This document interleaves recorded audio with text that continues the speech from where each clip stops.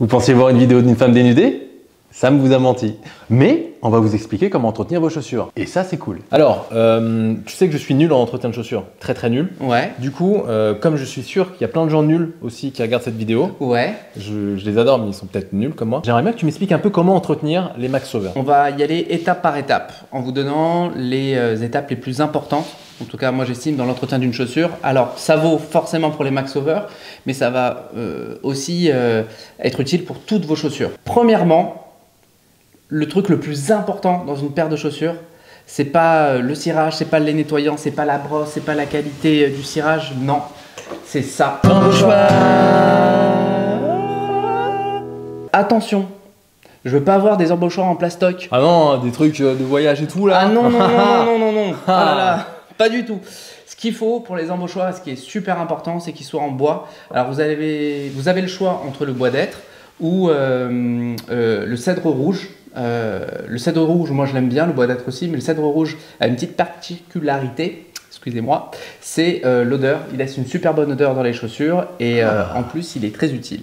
Pas con ça. Et oui. Et parce qu'en gros le bois d'être est poreux aussi, c'est ça? Exactement. Il absorbe l'humidité, c'est ça? Exactement. Alors pourquoi je vous dis de mettre des embauchoirs? Pour la simple et bonne raison que déjà quand vous allez rentrer chez vous, vous allez enlever votre paire de chaussures, que vous transpiriez des pieds ou pas, c'est pas le problème, c'est que de base vous allez avoir de l'humidité dans la chaussure, donc à l'intérieur de la paire, et à long terme ça va user le cuir de l'intérieur de la paire de chaussures, mais aussi de l'extérieur. Donc mettre des embauchoirs, ça va surtout permettre d'absorber toute cette humidité.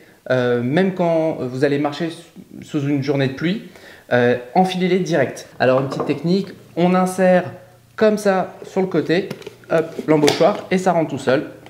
Hop, comme ça. Et voilà. Pour les embauchoirs, les 3/4 des chausseurs ou bien des cordonniers vont vous vendre l'embauchoir. Prenez toujours la pointure qu'il vous faut. Si vous faites du 43, prenez Du 43. Bravo. Ouais. Le lait nettoyant qui est blanc du coup. Il faut appliquer du lait naturel, du lait nourrissant sur le cuir. Alors le lait nourrissant il est super important parce que comme son nom l'indique, ça va nourrir le cuir et ça va lui permettre d'être plus souple, plus résistant au fil des jours, des mois et des années. Alors pour appliquer ce lait nourrissant, c'est assez simple. On va essayer de se le faire aussi en étapes. La première étape, déjà, c'est enfiler vos embauchoirs. C'est super important. Il faut que tout le cuir, faut que tout le cuir soit bien tendu. C'est ce que permet l'embauchoir. Ça, c'est la première chose. Et la deuxième chose, Lucas, je pense que tu vas procéder ainsi. Tu vas d'abord enlever les lacets. Donc on retire les lacets et donc ça permet de pas abîmer les lacets.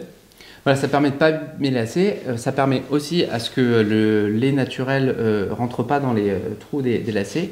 Et point super important, et c'est particulier aussi à la Derby Lucas, c'est qu'ici on a rajouté une languette qui vient isoler le pied de l'humidité. Donc en fait il y a une petite protection à l'intérieur et donc ça nous permet aussi d'accéder à ce cuir-là pour l'entretenir parce qu'il est aussi important. Il faut appliquer le lait nettoyant. Pour ça il y a une petite technique très importante. Lucas, je crois que tu sais appliquer cette technique. Donc, 2 doigts, on pose le chiffon sur ces 2 doigts, on fait un petit tour comme ça. Ouais, c'est ça. On a bien vu.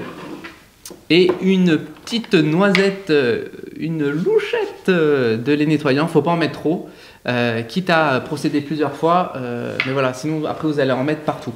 Alors, il y a quelque chose de super important, c'est que là, on est sur une brogue.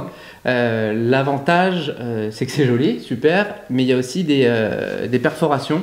Donc, c'est pas grave si vous en mettez dans les perforations. De toute façon, nous, on l'a protégé. Donc, ça ne va pas s'introduire sur vos pieds. Hein, vous inquiétez pas. Il y a une doublure, il y a plein de choses. Et là, elles sont purement décoratives.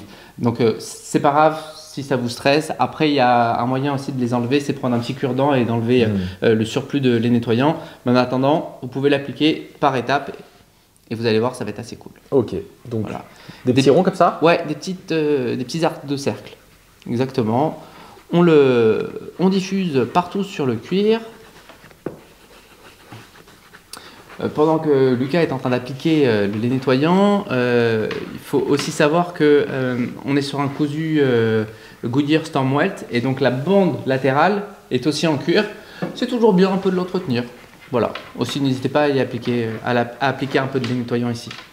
Alors pour aller ici aussi, tu peux appuyer sur un peu plus la languette, le talon. Voilà, super. L'astuce radin. Je vous ai parlé d'un lait nettoyant.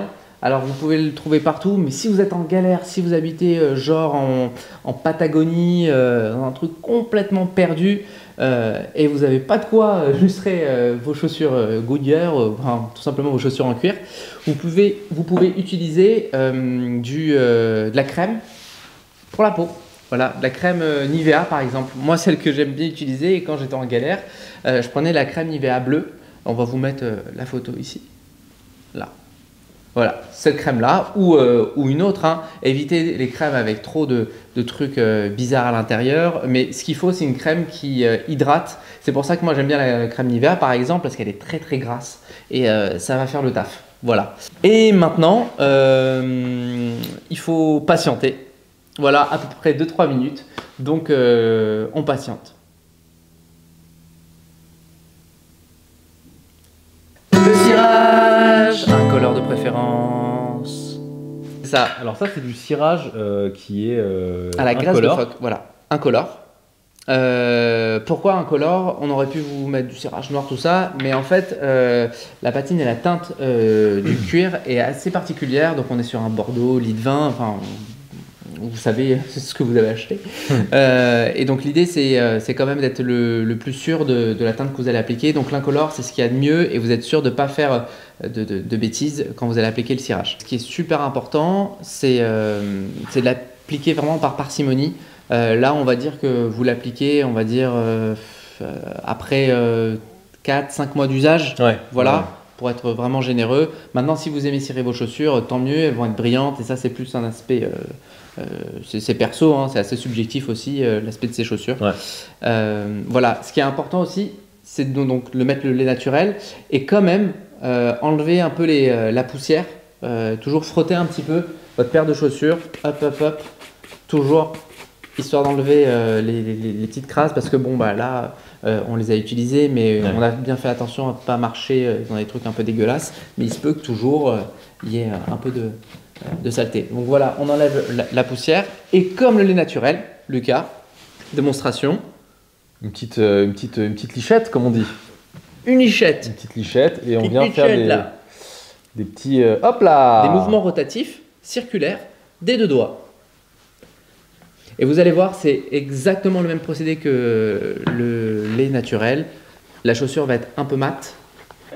Non, voilà, ça y est, c'est bien appliqué. Et peut-être comme pour le lait naturel, il faut attendre un peu plus longtemps, voire 5 bonnes minutes, entre 5 et 10 minutes en fonction du coucher du soleil. Voilà, on a laissé sécher. Maintenant, tu peux frotter énergiquement. Et vous allez voir là, ça va shine bright like a diamond. Ça va bien briller. Ça va bien briller, ça va bien les entretenir, ça va être assez cool. Et là, vous allez voir, on aura un bel effet. Alors, vous inquiétez pas pour ceux qui préfèrent la peau un peu plus mate. Soit vous voulez pas patienter, vous prenez un sopalin et vous enlevez l'excès de gras sur le cuir, soit vous attendez à peine 2-3 jours après les avoir portés, ça va devenir un peu plus mat. Hein. Donc il n'y a pas de peur à avoir. Normalement, quand vous allez recevoir la paire de Max Over, il y a des petits pochons. Enfin, on vous a offert des petits pochons. Oh, ça c'est sympa ça. Ah, je suis comme ça, moi. Donc 2 petits pochons noirs. Et ce qui est cool, c'est que si vous voulez pas utiliser de t-shirts usagés, de chiffons usagés, vous pouvez prendre les pochons en coton. En tout cas, l'un des 2 pochons, ça sert à rien de prendre les 2. Quoique. Et vous appliquez, vous utilisez ce chiffon-là pour faire un peu toute votre manipulation et appliquer le cirage, le lait naturel. À vous de voir, même vous maquiller. Voilà, ça c'était pour le cirage. Et ensuite, on va passer à la 4e étape. On va dire c'est la 4e étape subsidiaire. Je sais pas ce que ça veut dire. L'étape subsidiaire. L'étape subsidiaire. Je sais toujours pas ce que ça veut dire. Là, on peut dire qu'elles sont cirées. Exactement. Mais si je veux un rendu encore plus brillant? Est-ce qu'on peut aller encore plus loin? Oui, vous prenez du vernis et vous appliquez. Non, je déconne. Non, en fait, il y a deux options. Celle qui est très rapide et qui nécessite quand même l'achat, ce qu'on appelle une petite éponge qui a déjà de l'huile ou de la graisse à l'intérieur. Et là, il suffit en une fois de prendre cette éponge-là et de l'appliquer. Vous allez voir, la paire, elle va briller de chez briller. C'est toujours bien, je ne sais pas, quand vous êtes en soirée ou quand vous avez un rendez-vous et que vous ne voulez pas trop vous prendre la tête et vous souhaitez cet effet brillant. Ouais. Pour le coup, c'est super efficace. Ça, chez n'importe quel cordonnier, on peut acheter Ouais, ça. franchement, vous allez voir, vous lui demandez l'éponge pour faire briller, il va tout de suite comprendre. Pas besoin d'être un as de l'entretien. Et ensuite, la deuxième solution, et celle-ci, elle est un peu plus pérenne, mais elle nécessite pas mal de techniques pour le coup, c'est polir le cuir de manière à ce qu'il soit beaucoup plus brillant. Alors, il y en a, ce qui est cool avec cette technique-là, c'est de faire briller que certaines parties de la chaussure, soit le talon, soit l'avant de la chaussure, donc le bout, et ça peut être un petit effet stylistique qui est assez joli et que certaines personnes aiment bien. Alors voilà, par contre, moi ce que je vous conseille, et là ici on ne va pas vous montrer comment polir et utiliser cette technique-là parce que il faut avoir un peu de skill quand même et un peu de bouteille. Ouais. C'est ce qu'on appelle le glaçage aussi? C'est ce qu'on appelle le glaçage, tout simplement, de manière vulgaire. Non, c'est le glaçage. Moi, ce que j'aime pour le glaçage, c'est aller chez mon cordonnier. Ouais. Parce qu'il sait très bien le faire. Il va me faire ça parfaitement bien en respectant le cuir. Mais si vous êtes un peu téméraire et si vous aimez apprendre, il y a une tonne de tutos sur YouTube. On va vous mettre des liens là. Non, je déconne. Vous verrez, vous tapez glaçage sur YouTube, vous allez trouver pas mal de tutos. Donc voilà, ça peut être assez simple. Et donc c'est que sur les bouts durs, c'est-à-dire que l'avant ou le talon, c'est ça? C'est ça. Alors après, il y a quand même des cordonniers qui arrivent à vous le faire sur toute la chaussure. Ok. Voilà. Mais par contre, je sais pas pour toi, mais déjà, c'est pas tous les cordonniers qui savent le faire. Il y en a non, mais on m'a déjà recalé plusieurs fois, oui, effectivement. Voilà, donc un peu comme le petit bar du coin qu'on aime bien, il faut quand même connaître un bon cordonnier. Les trois quarts du temps, comme je le dis, hein, c'est souvent des mecs passionnés, des gars sympas qui vont vous expliquer pas mal de choses si vous prenez le temps et si vous leur demandez, et surtout s'ils savent le faire. Donc voilà, n'hésitez pas à repérer autour de chez vous, un bon cordonnier et il va vous le faire de manière parfaite. C'était le tuto entretien des chaussures de Max Sauveur.